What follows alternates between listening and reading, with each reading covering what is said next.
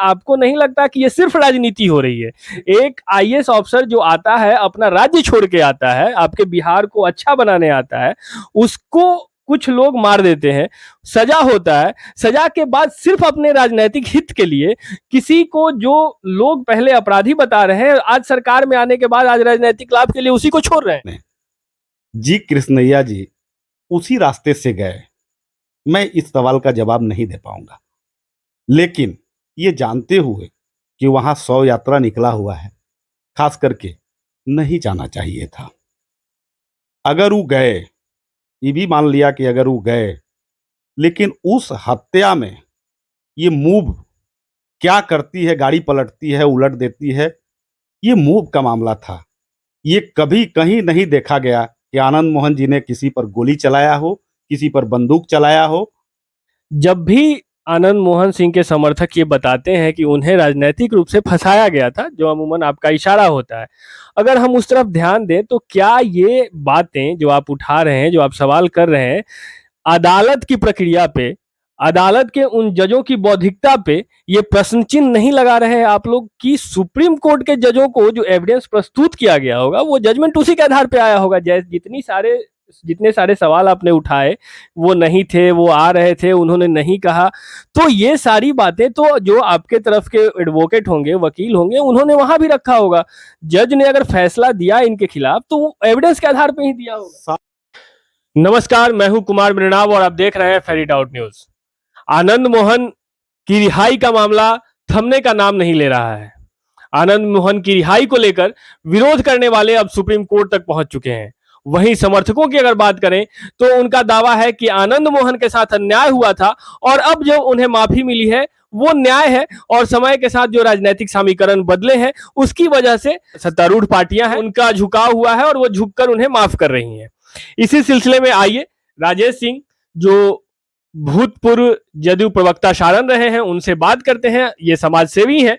और सर, हम अब आपसे जानना चाहेंगे कि आप आनंद मोहन सिंह की रिहाई को लेकर क्या सोचते हैं, ये सही हुआ है या गलत है?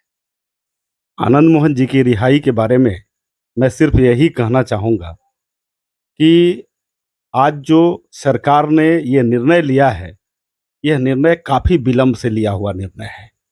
ये पहले ही निर्णय ले लिया जाना चाहिए था, और ये इसलिए स्वागत योग्य है क्योंकि परिस्थिति और समय के मुताबिक हर पार्टियों ने, चाहे वो भारतीय जनता पार्टी के हों, नेता हों, चाहे रामविलास पासवान के लड़के चिराग पासवान हों, चाहे नीतीश कुमार जी हों, सारे राजनीतिक पार्टियों ने समय समय के हिसाब से ये बताया है कि आनंद मोहन जी निर्दोष थे, उनको फंसाया गया था। और इस परिस्थिति में जो आज जो सरकार ने यह निर्णय लिया है, यह निर्णय काफ़ी स्वागत योग्य है और हम लोग इसका स्वागत करते हैं। सर, आपने बात की चिराग पासवान की और बाकी अन्य पार्टियों की, लेकिन अगर अभी के परिस्थिति की बात करें तो बहुत ही अद्भुत और एक विस्मयकारी समन्वय देखने को मिल रहा है कि जो लोग पहले, जो पार्टियां पहले आनंद मोहन सिंह की रिहाई की बात करते थे, जैसे भाजपा वाले, जैसे चिराग पासवान, वो सारे लोग अब कहीं ना कहीं बिखरते दिखाई दे रहे हैं, उसके खिलाफ दिख रहे हैं। और जो पार्टियां, जो नेता आनंद मोहन सिंह को आदतन अपराधी बताते थे, जो लोग उनके साथ कहते थे कि इन्हें रिहाई नहीं मिलनी चाहिए, वो आज उनके साथ खड़े हैं और बोल रहे हैं कि वो अपनी सजा भुगत के आ चुके हैं। तो इसको लेकर, क्योंकि आप जदयू के प्रवक्ता भी रह चुके हैं, आपका क्या सोचना है? सबसे बड़ी बात यह है कि राजनीतिक दृष्टिकोण से अगर आप देखेंगे तो आनंद मोहन जी काफ़ी पॉपुलर नेता हैं, रहे भी हैं, आज भी हैं, और खास करके बिहार के नौजवानों के आइकॉन हैं वो। यह देखते हुए इस स्टेट की जो भी राजनीतिक पार्टियां हैं, आज उनको यह लग रहा है कि जिन पार्टियों ने इनको छुड़ाने में जो कानून में संशोधन कराया है, उनके पॉपुलैरिटी का फायदा वो पार्टियां उठाने जा रही है। इसलिए पिछली बार जो वो लोग बोल करके गए थे कि आनंद मोहन जी निर्दोष हैं, उसको वो सामने नहीं ला करके, उनको लगता है कि आनंद मोहन जी के आने से बाकी जो भी विरोधी पार्टियां हैं उनको नुकसान होने का संभावना है। इसको देखते हुए वो अपने बातों में बदलाव करते हैं और वो अपनी दोगली बातें करते हैं। दूसरा मैं ये भी एक कहना चाहूँगा कि आज अश्विनी चौबे जी ने, केंद्रीय मंत्री जी ने ये कहा है कि आनंद मोहन जी को छुड़ाया गया जो है, वो सही निर्णय है। उनको, वो निर्दोष व्यक्ति थे, उनको फँसाया गया था। उसी पार्टियों में भी विरोधाभास है। बहुत सारे राजनीतिक पार्टियों में राजीव प्रताप रूडी जी, हमारे भारतीय जनता पार्टी के सारण के सांसद, उन्होंने भी इनके माफ़ी पर, इनको रिहाई पर स्वागत किया है। तो हर लोगों के दिल में क्या है, हर लोग राजनीति फायदा और नुकसान के दृष्टिकोण से इस पर जवाब दे रहे हैं, लेकिन हकीकत यही है कि यह निर्णय सबको स्वीकार करने योग्य निर्णय है जो बिहार की सरकार ने लिया है। लेकिन अभी तत्कालीन जो सरकार है महागठबंधन की सरकार है, और उस वक्त भी राजद की सरकार थी, लालू यादव जी मुख्यमंत्री थे। अभी उनके लड़के तेजस्वी यादव उप मुख्यमंत्री हैं, वो स्वागत कर रहे हैं। जो आनंद मोहन सिंह हैं, उनके लड़के चेतन आनंद उसी पार्टी से हैं। उनका कहना था पहले कि ये आदतन अपराधी हैं, इन्हें सजा मिलना चाहिए। आज वही लोग डिफेंड कर रहे हैं। देखिए, समय समय पर हर आदमी का अपना अपना विचार जो है, नहीं, ये मुझे ये सवाल इसलिए पूछना पड़ रहा है क्योंकि ये वैचारिक बातें नहीं है। विचार एक होता है, आपको नहीं लगता कि ये सिर्फ राजनीति हो रही है?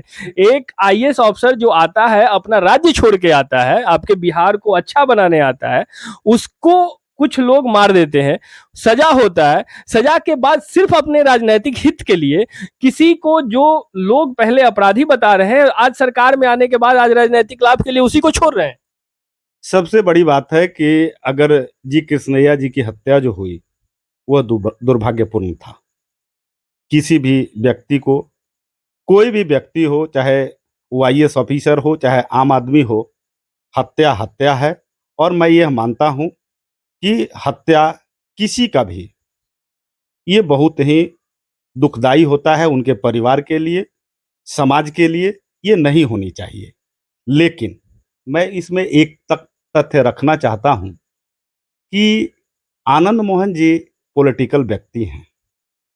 छोटन शुक्ला जी की हत्या हुई थी और छोटन शुक्ला जी उनके साथ रहने वाले लोग थे, एक साथ राजनीति करने वाले लोग थे।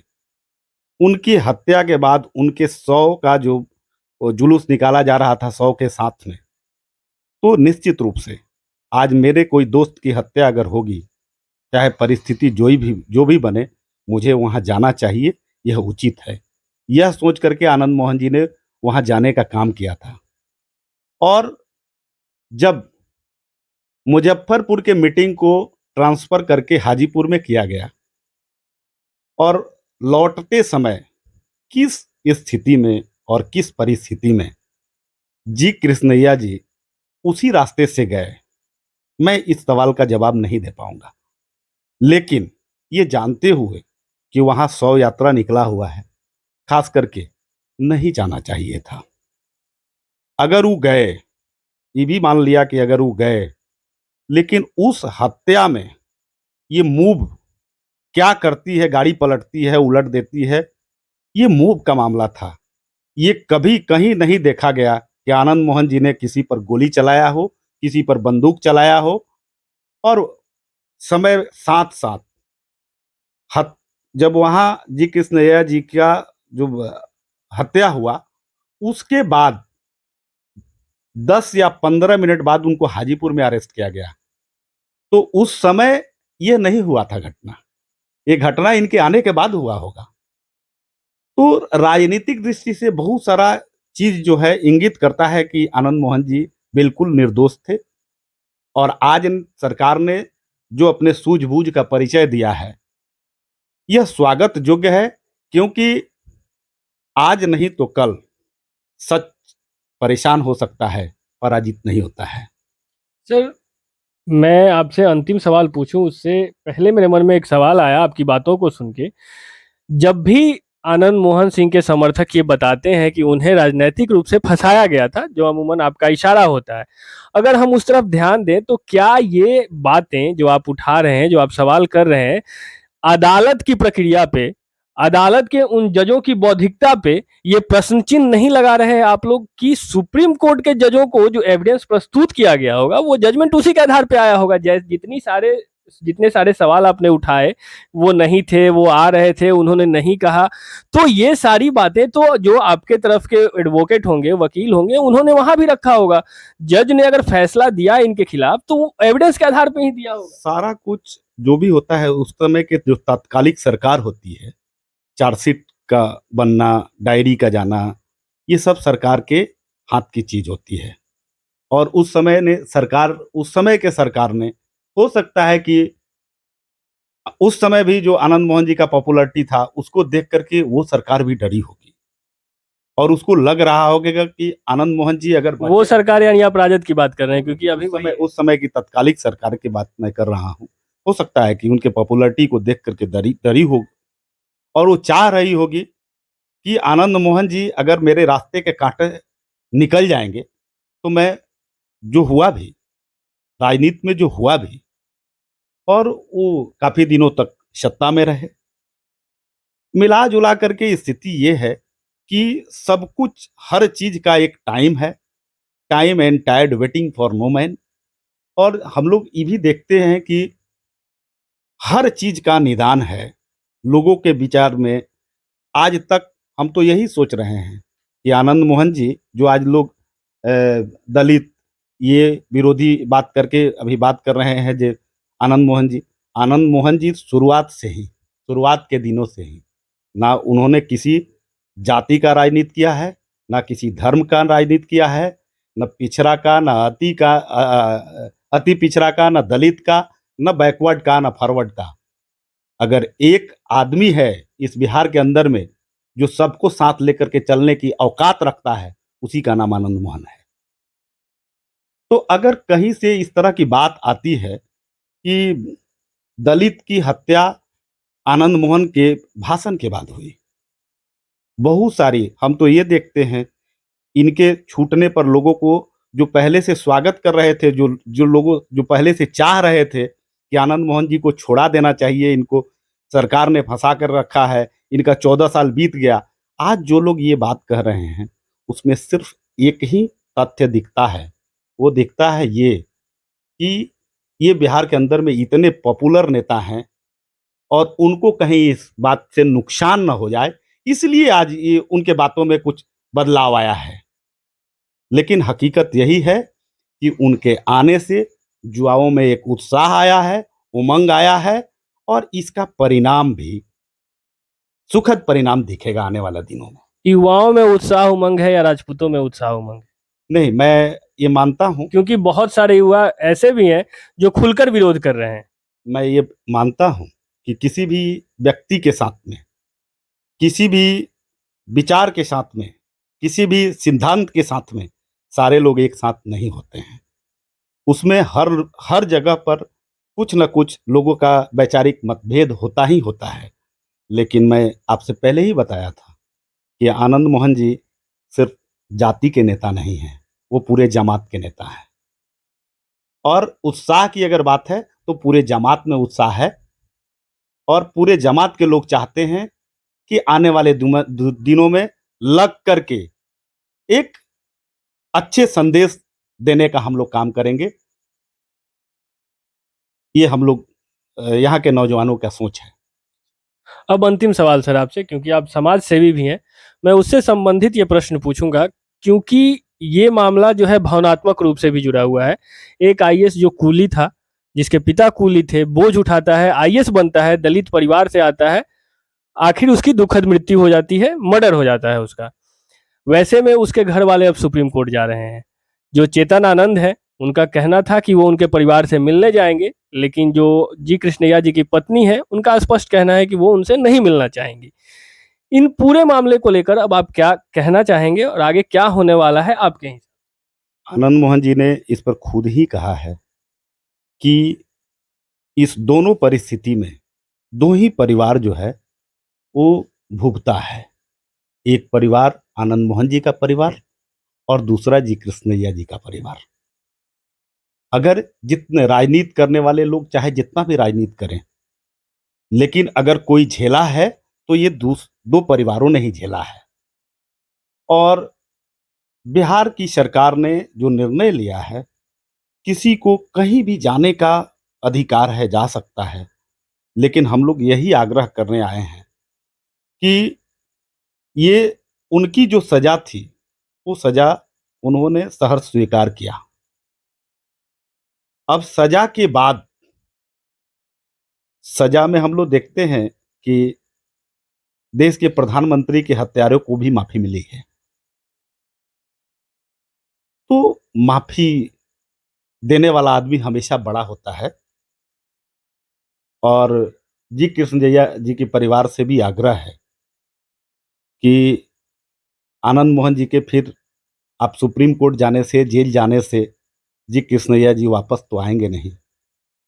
आपने परिवार को इस तरह से देखा है कि आपका परिवार, आप आपके हस्बैंड, आपके बच्चे के पिता नहीं रहने पर कितना त्रासदी झेली है, ये सब चीज़ आपने भी देखा है।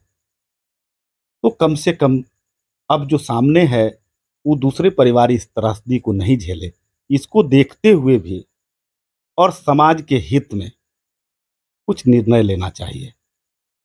बाकी तो हम लोग चाहेंगे कि आनंद मोहन जी के लड़के उनसे जाकर के मिले, उनसे आग्रह करें, उनके जो लोग भी शुभचिंतक हैं उनसे बात हो।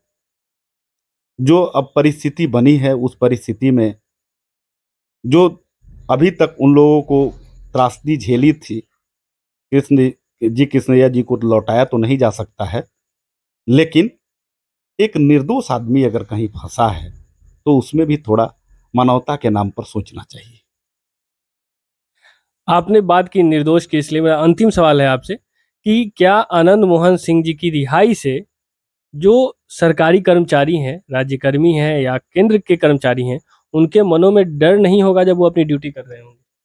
देखिए, ये सरकार की जवाबदेही बनती है कि यह समाज भय मुक्त समाज हो, चाहे वो आईएएस हो, आईपीएस हो, चाहे आम आदमी हो। किसी व्यक्ति को डर के रहने का कोई मतलब नहीं बनता है। ये सरकार की जवाबदेही बनती है कि हमारा आम आदमी भी सुरक्षित रहे, हमारा आईएएस, आईपीएस भी सुरक्षित रहे, हमारा जो काम करने वाला लोग है, वो लोग भी सुरक्षित रहे। ये सरकार की ज़िम्मेवारी है और सरकार अभी सुशासन जो इस बिहार के अंदर में चल रहा है, उस हिसाब से हम लोग देखते हैं सारे लोग सुरक्षित हैं। अब लोग 10 बजे, 12 बजे कहीं भी जा रहे हैं, आ रहे हैं और छिट-पुट घटनाएँ कहीं भी होती रहेगी। लेकिन हम जहाँ तक देख रहे हैं, मेरा ये मानना है कि प्रशासनिक दृष्टिकोण से काफ़ी कुछ बदलाव आया है। आज से 15 साल और आज के समय में काफ़ी कुछ बदलाव दिख रहा है। बहुत-बहुत धन्यवाद सर। और आपके सभी श्रोता एवं ये आपके माध्यम से सारे लोग जो देखने वाले हैं, उनको भी मेरे तरफ से बहुत-बहुत धन्यवाद। नमस्कार। तो देखा आपने, अभी हमारे साथ राजेश सिंह जी थे, समाज सेवी हैं और ये समर्थन कर रहे हैं आनंद मोहन सिंह जी की रिहाई का। इनका कहना है कि आनंद मोहन सिंह जाति नहीं जमात के नेता हैं।